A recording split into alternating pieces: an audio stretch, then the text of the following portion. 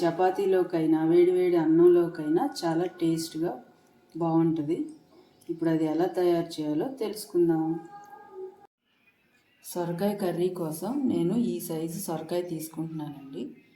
ఇప్పుడు దీన్ని పైన పీల్ తీసుకొని సన్నగా కట్ చేసుకోండి. మనం ఇలా సన్నగా కట్ చేసుకుంటే కర్రీ త్వరగా ఉడుకుతుంది. ఇలా సొరకాయని పీల్ చేసుకొని సన్నగా కట్ చేసుకుందామండి. ఇప్పుడు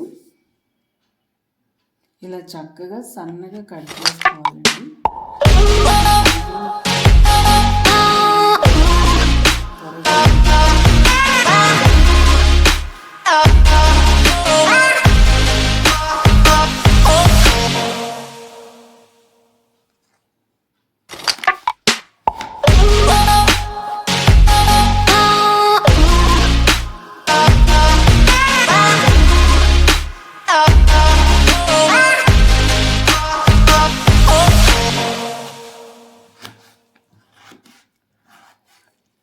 ఇలా కట్ చేసుకున్నాం కదా, ఇప్పుడు వీటిని పక్కన పెట్టేసుకోవాలి.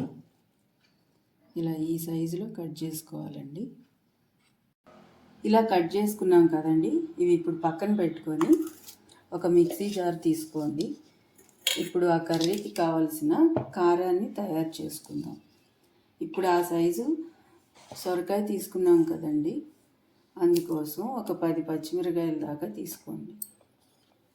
ఒక 10 పచ్చిమిరకాయలు, ఒక 5-6 రెబ్బలు వెల్లుల్లిపాయలు తీసుకొని మిక్సీ వేసుకోండి. ఇలా ఈ కన్సిస్టెన్సీలో పేస్ట్ని తయారు చేసుకోవాలండి. ఇలా పచ్చిమిరకాయలు ఎల్లుల్లిపాయలు వేసి ఇలా ఇప్పుడు పచ్చికారం రెడీ చేసుకున్నాం కదా, ఇప్పుడు స్టవ్ ఆన్ చేసుకొని పాన్ పెట్టుకొని కర్రీ ప్రిపేర్ చేసేసుకుందాం. ఇలా నేను పొయ్యి మీద కుక్కర్ పెట్టానండి. పాన్లో అయినా చేసుకోవచ్చు, కుక్కర్లో అయినా చేసుకోవచ్చు. కుక్కర్లో అయితే త్వరగా అయిపోతుందని నేను కుక్కర్ పెట్టానండి. ఇప్పుడు ఆయిల్ హీట్ అయిపోయింది కదా, ఇలా 1 టేబుల్ స్పూన్ మినప్పప్పు, 1 టేబుల్ స్పూన్ శనగపప్పు, 1 టేబుల్ స్పూన్ జీలకర్ర, 1 టేబుల్ స్పూన్ ఆవాలు ఇలా తిరగమాత వేసుకోవాలండి. అలాగే 1/2 టీ స్పూన్ పసుపు. స్టవ్ మీడియం ఫ్లేమ్లో పెట్టుకోండి, అప్పుడు తిరగమాత మాడిపోకుండా ఉంటుంది. అలాగే కాస్త కరివేపాకు. ఇప్పుడు మనం కట్ చేసి పెట్టుకున్న సొరకాయ ముక్కలు యాడ్ చేయండి.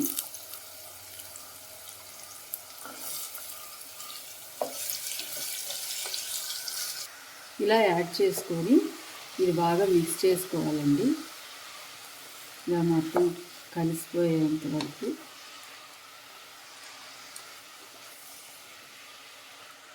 ఇలా బాగా మిక్స్ చేసేసుకొని ఇప్పుడు మనం ముందుగా మిక్సీ వేసుకొని పెట్టుకున్న ఆ పచ్చికారం దీనిలోకి యాడ్ చేద్దాం.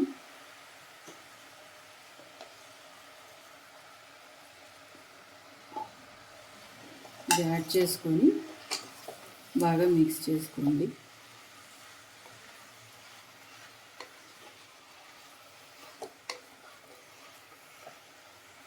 ఇలా బాగా మిక్స్ చేసుకొని ఇప్పుడు దీనిలోకి అల్లం పేస్ట్ కూడా యాడ్ చేయండి. 1 స్పూన్ అల్లం పేస్ట్ అయితే సరిపోతుంది.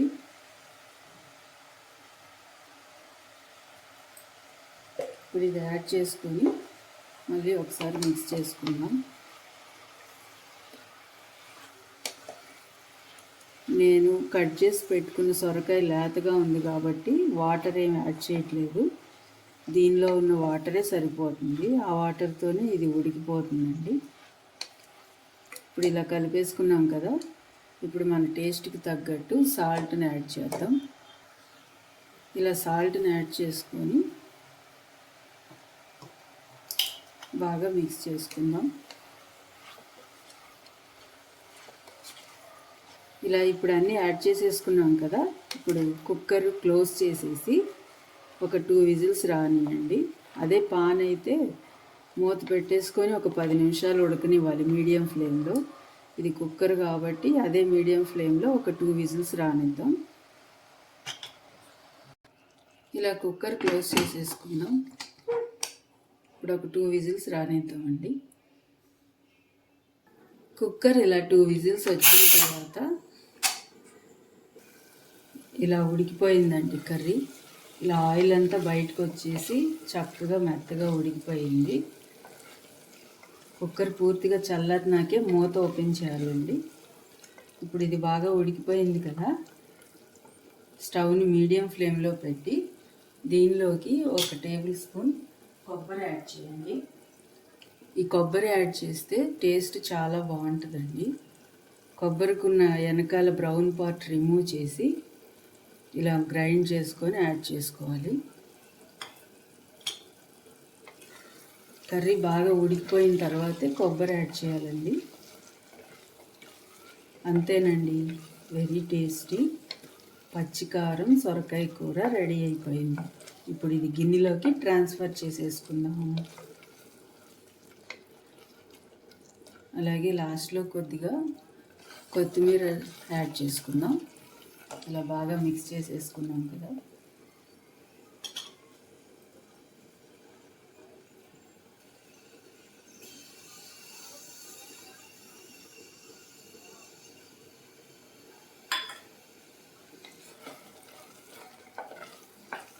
అంతేనండి, రెడీ అయిపోయింది.